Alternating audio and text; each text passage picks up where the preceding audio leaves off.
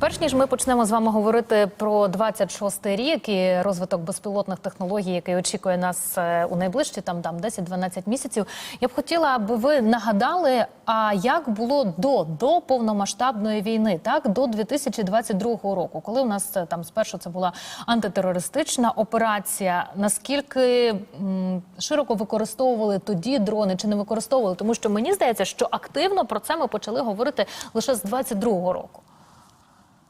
Коли почалась війна, почали активно говорити. Давайте зауважимо, що насправді з 2014 року активно були пошуки застосування деяких видів безпілотників, тому що, наприклад, ті ж саме «Фантоми» перші дрони, до яких кріпились інтерактивні камери, які допомагали нам, наприклад, створювати умовно розвідувальний дрон. Тоді вже використовувались. Тут треба зауважити, що коли вже стала проблема з відсутністю засобів ураження, коли не вистачало артснарядів, почали шукати рішення, які б могли б замінити їм. І на це прийшли FPV-дрони, прийшли інші засоби озброєння, які допомогли нам покращити відповідну ситуацію. Коли почали збільшення, наприклад, можливості ударних безпілотників, коли збільшились розвідувальні безпілотники, коли стало неможливо використовувати автотранспорт або броню, почали використовувати наземно роботизовані комплекси. Тобто це відбувається такий розвиток технологій, які усуває людину з лінії бойового зіткнення, додає технологічності і додає спрощеності. Наступна ітерація розвитку, тут треба розуміти, що почнеться створення наземних роботизованих комплексів більш броньованих, з'являться системи, які будуть, наприклад, допомагати нашим дронам працювати взимку, тому що зараз можна побачити, наприклад, навіть оледеніння цих ж самих дронів, мавіків і інших засобів. Тобто ми ж обробляємо літаки, наприклад, перед вилітом спеціальною рідиною. Тут теж можна з'явитися такі системи, які допоможуть, наприклад, працювати певний час певним механізмом і не бути піддаватися властивостям погодних умов. Тому тут я би казав про те, що ця динаміка зросту і можливостей завдяки динамічній війні допомогла з'явитися такої кількості різноманітних засобів.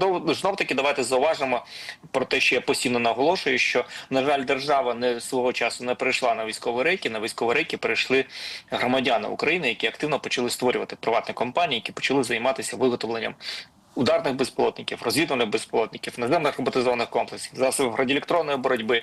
І тут слушно було би зауважити, що зараз в Україні понад 2,5 тисячі компаній, які займаються створенням військових технологій. Це дуже важливо, і розуміти треба, що близько 800 компаній – це стали компанії, які готові вже конкурувати навіть з деякими європейськими, американськими компаніями. Знаєте, я пригадала інтерв'ю Валерія Залужного ще з тих часів, коли він був головнокомандувачем, і тоді він сказав наступну фразу, що виграти цю війну неважливо, який зі сторін може допомогти тільки технологічне диво. Але що це буде за технологічне диво? Ну, зрозуміло, що відповіді він на це не має. А я зараз замислюсь, а чому цим технологічним дивом не можуть бути саме дрони і та кількість дронів, та те вдосконалення дронів, яке відбувається, мені здається, щомісяця? Не єдиними дронами насправді, тому що дронами можна, наприклад, відбити атаку, але не можна зайняти позицію, тому що в будь-якому випадку треба заходити на позицію, і заходити на позицію потрібно в броні, тобто умовно транспорт, який броньований, для того, щоб забезпечити безпеку умовно людям, які заходять на цю територію. Додатково треба казати, що в будь-якому випадку ми побачимо наступною зміною, це буде обладнання тяжкої техніки більш сучасними системами протидії. Тобто не ці мангали, або сітки, які кріпять, і дроти різноманітні для того, щоб уникнути влучання дрону. А це будуть сучасні системи, які будуть виявляти умовно повітряну ціль і будуть протидіяти їй за рахунок кінетичного знищення.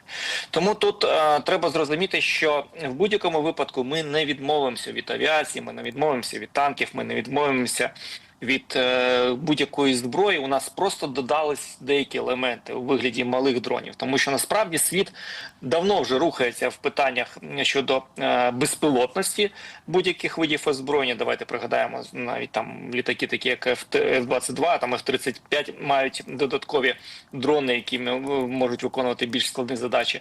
Але при цьому треба зауважити, що світ знайшов в напрямку того, щоб зменшити там до 20 сантиметрів або там ще менше зробити дрон, який буде нести якусь вибухівку і знищувати буквально поодиноких військових.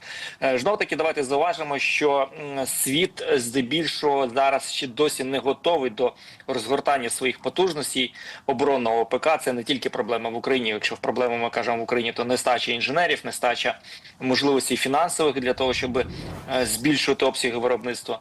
Весь світ поки що стоїть на паузі насправді, тому що от нещодавний твіт навіть Трампа, який зауважив, почав сваритися на своїх виробників, що вони мало виробляють зброї.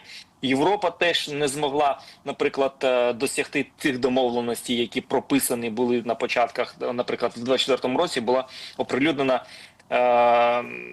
стратегія розвитку європейського ПК, де передбачалось там збільшення обсягів виробництва, закупівля лише європейської зброї, тобто, умовно, коли Франція закуповує Німеччину, Німеччина закуповує там, наприклад, у Франції або у Італії і так далі.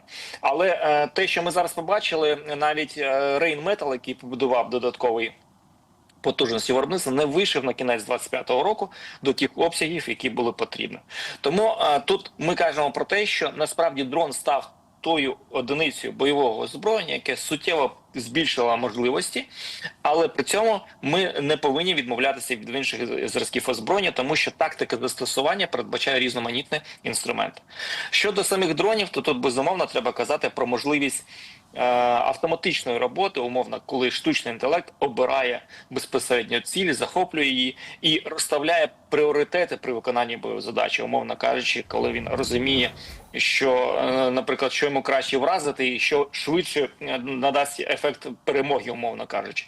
Тому тут наступною ітерацією – це імплементація штучного інтелекту, збільшення можливості радіусу дії зв'язку, які забезпечують можливість керування такими засобами.